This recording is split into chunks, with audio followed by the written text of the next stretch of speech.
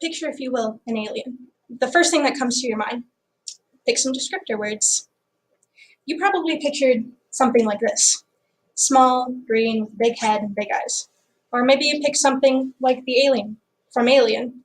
Big, hostile, and dangerous. Or maybe something even more innocent, like E.T.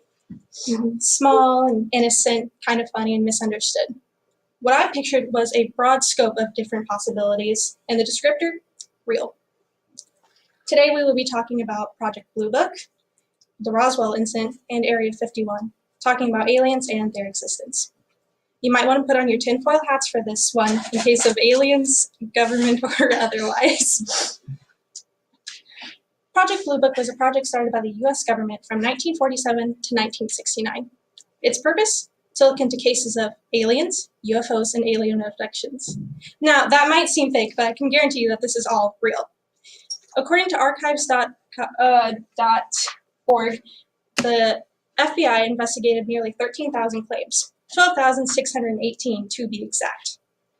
They canceled the project in 1969, claiming that there were no more cases being presented to them. This was a lie, however, and since then there have been thousands, maybe even hundreds of thousands of cases being presented to them, and there was no shortage in the 1960s and 70s. Even more interesting that when they did cancel the project, there was over 700 cases that they were inconclusive, meaning they couldn't disprove that the person saw an alien, a UFO, or an alien abduction. This would seem strange, seeming it would be easy to disprove that this had happened. Yet there were over 700 cases that they couldn't disprove. And by the time they canceled it, they still didn't have answers for this. What were they trying to hide? However, this wouldn't have been made without the famous Roswell incident of 1947. Beam yourself into 1947. You live a few miles away from Roswell, New Mexico. You are a rancher. In the middle of June, you notice a strange light flying through the sky. You have no idea what it is, but it isn't until July 4th that you figure out what it is. Going into town, you see this, a spacecraft. This is what rancher Mac Brazel had in store for him that day. He took some of the debris and took it to the sheriff, not knowing what it was. The sheriff then informed the Roswell Army base that was not too far away. From there, they sent Major Jesse Marcel to go investigate. Once he saw what happened, he contacted Public Information Officer Walter Hutt and said to run a press release stating that they had a flying saucer in their possession. However, only hours later, Major Marcel's general called and ordered for the debris to be taken to him himself. It was then that they revealed this photo to the world. He claimed that the flying saucer was not a flying saucer, but a weather balloon instead. With the key witness Mac Brazel being silenced shortly after this and apologizing, the world forgot about Roswell until 30 years later. A scientist looking into the case knows some suspicious details, and he interviewed Major Marcel, who is now retired. Marcel revealed that the weather balloon was a hoax. He said, and I quote, "The spacecraft, it was not anything of this earth. That I am sure of." Upon the public hearing this, they were confused. They asked for files on Roswell, but it turned out that all the files that they had on it were destroyed. No one knew who did it, and no one knew why or when. Some more suspicious details surfaced after this. One of them was around the key witness, Mac Brazel. It turned out that shortly after the wreckage, he was on a radio interview. The interviewer asked him what was at the crash. He said it wasn't a weather balloon, but a spacecraft, and that there were alien bodies inside. However, they couldn't get too far into the interview. The FCC and the US senators called and threatened them to not reveal the interview to the public. It also turned out that the military detained Mac Brazel at the site. When he returned, he had a lot more money and claimed that it was a weather balloon, changing his story once again.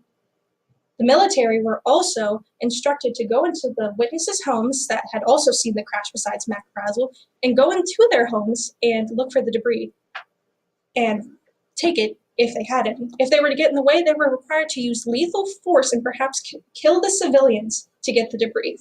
And it wasn't just a few. There was over 600 witnesses at the crash. and all of them said the same thing. Material was called a memory metal. It couldn't be burned, scratched, or destroyed.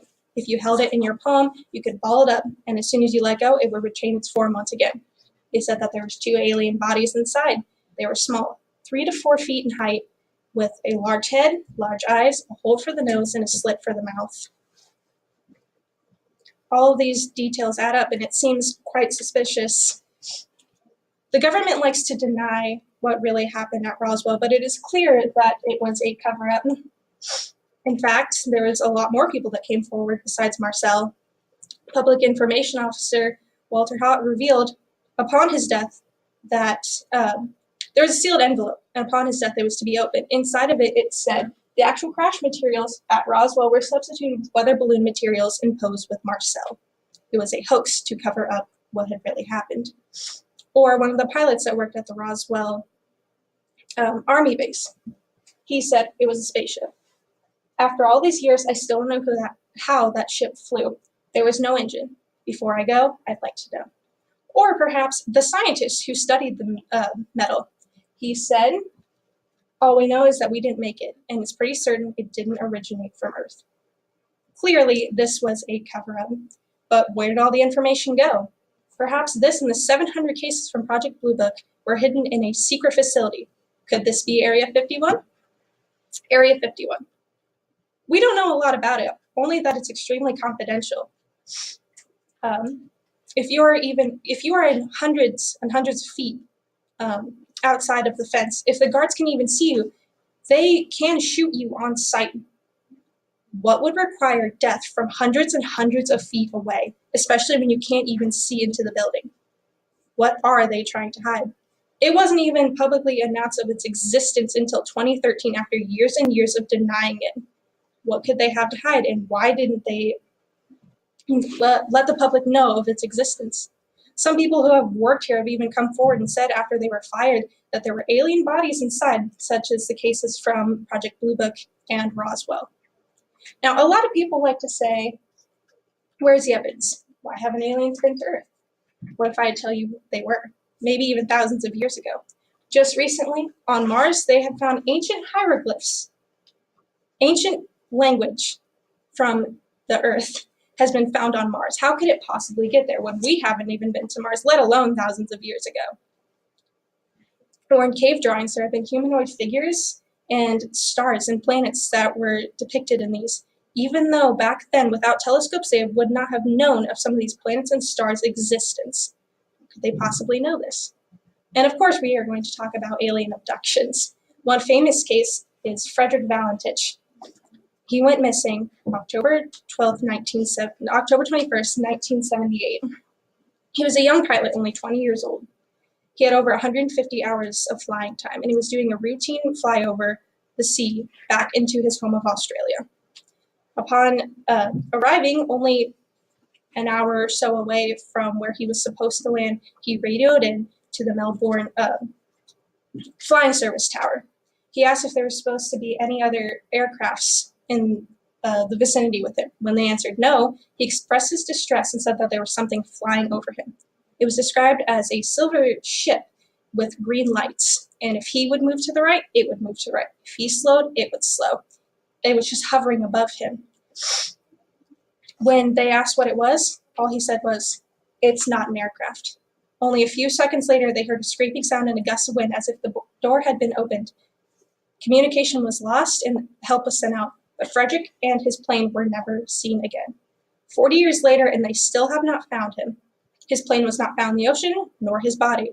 There was no signs of a crash, and it seemed unlikely. He had over 150 hours. It was a clear day, and his plane was not out of gas and was completely functional. It seems unlikely he would have crashed, so what is the other explanation for this? The man at the radio tower and some colleagues of his believe that he was abducted by aliens. This might seem like a stretch, but considering that he didn't crash and no one ever saw the plane that was flying above him except for him, and he still hasn't been found, might seem odd to you. The answer, to me, clearly is aliens. You might think that he might have made it up as a hoax for fame or publicity, but if he did this, then why did he never come back?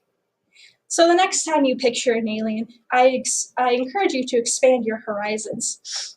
Maybe think about the Project Blue Book with over 700 unanswered cases, or think about Roswell, the most famous alien sighting of all time, or Area 51.